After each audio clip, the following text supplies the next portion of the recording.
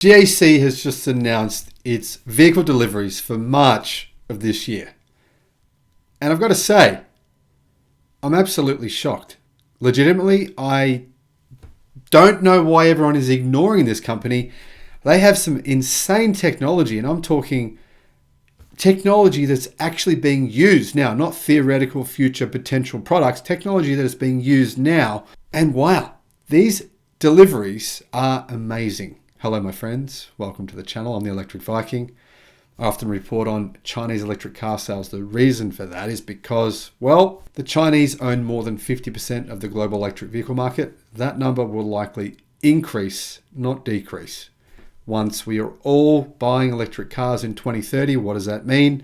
Well, China will own a very large share of the global automotive market. So basically what I'm doing is here showing you how this is happening. How is this happening? One way it's happening is the legacy auto companies. If you're not sure what legacy auto means, it means like Ford, Toyota, General Motors, Stellantis, Honda, Renault, Volkswagen. They're all legacy auto. The companies that are not legacy auto are the new ones like Tesla, NIO, XPeng, Rivian, Lucid, etc. The point is, in China, the world's largest car market, by far the world's largest car market, yes, it's quite a lot bigger than the US car market now. These new players, and I'm talking like car companies in China, are basically starting to kill off legacy auto in China. Why does that matter? Well, it matters because legacy auto make billions upon billions of dollars in China. For example, 40% of all of Volkswagen's entire fleet, same number, I think it's about 50% for Ford, are sold in China. For Volkswagen, even though only 40% of their global cars are sold in China, it's the biggest market by far, and 50% of their profits come from China. So it's extremely important. What does this mean? Let's say if Volkswagen lose the Chinese market, let's say they lose 80% of that market. What does that mean for the value of their company? What does that mean for their cash flow? It means that it's going to be catastrophic, especially when they're being disrupted in other continents as well. GAC is a Chinese car company. They have joint ventures with lots of different automotive companies. They have a joint venture with Chrysler, for example. They have another one with Toyota. They have another one with Honda. By the way, they are making EVs for Honda as well, because Honda doesn't know how to make them themselves.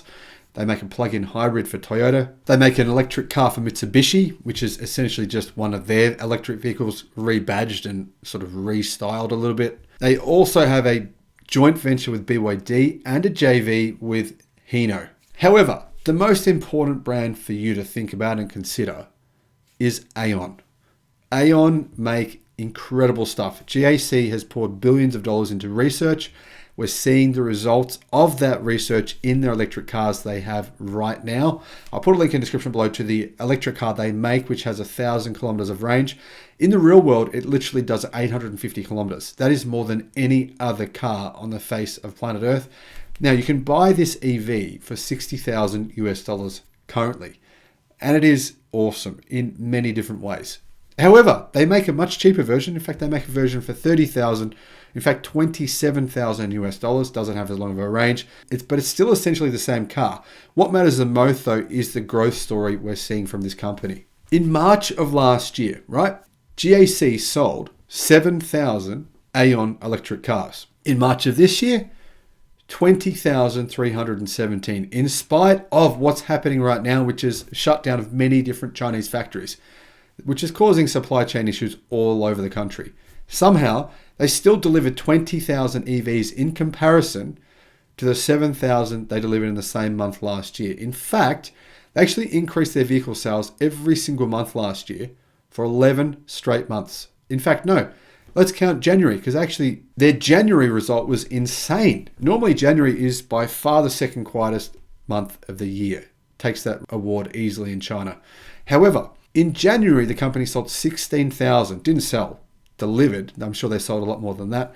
Delivered 16,000 EVs when they delivered only 7,000 the previous year. However, their production ability is increasing at an incredible rate. Volkswagen, take note. Ford, take note. General Motors, take note. Go and talk to them. Find out what they're doing and maybe copy them. I don't know. 20,000 in 1 month. The crazy thing is, I mean, look at a company like Ford. Massive, right? Massive company. Sells a lot more cars than GAC globally, but somehow can't work out how to deliver the Mustang Mach-E.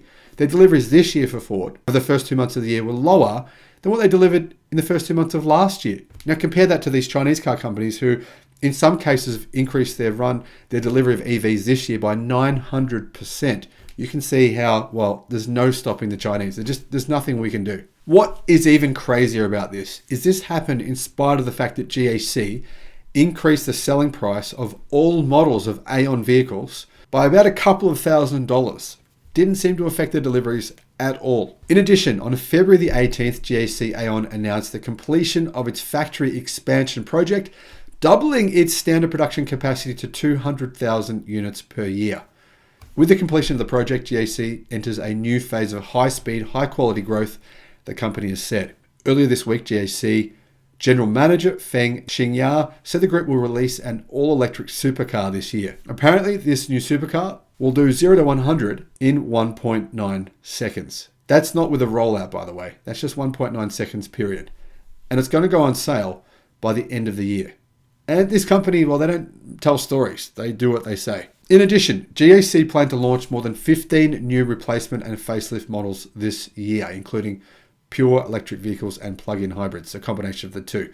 They're launching an onslaught of new models. So what's this car that'll do 1,000 kilometers of range? Well, GAC launched the Aeon LX Plus in January of this year. It starts at $45,000 and you can get a 144 kilowatt hour battery with 500 horsepower for that price. Now they have a total of 4 different models. The base model, the cheapest model, has a 93.3 kilowatt hour battery, 650 kilometers of range, 180 kilowatt, and it costs around $40,000. It's an SUV as well. However, the Aeon LX, that's the top of the range model, has this massive battery pack, 144.4 kilowatt hours, with 1,008 kilometers of theoretical range. I think it does about 850 in the real world from the tests that I've seen. And it comes with a really interesting battery, which apparently can charge it up to 450 kilowatt, which is insane.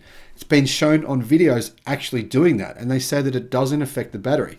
Unlike conventional ternary lithium batteries and lithium iron phosphate batteries, the silicon negative electrode battery cell uses a sponge silicon negative battery technology, which is proprietary to GAC. To give you an idea on size, it's a bit bigger than a Tesla Model Y. It's 4,835 millimeters long, 1,935 millimeters wide, and 1,685 millimeters high.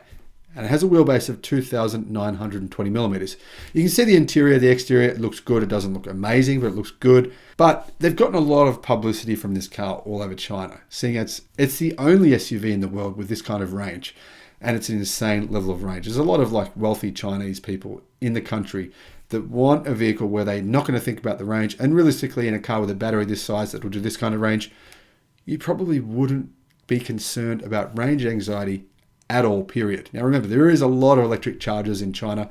In fact, they're everywhere. So that would help as well. GAC, what are they going to deliver by the end of this year? Honestly, I don't know. But currently, they're the second biggest electric car manufacturer in China based on these numbers. Now, I'm not including the GAC, SAIC, and Wuling joint venture because they make micro cars, K cars, and they matter, but it's not really in quite the same category.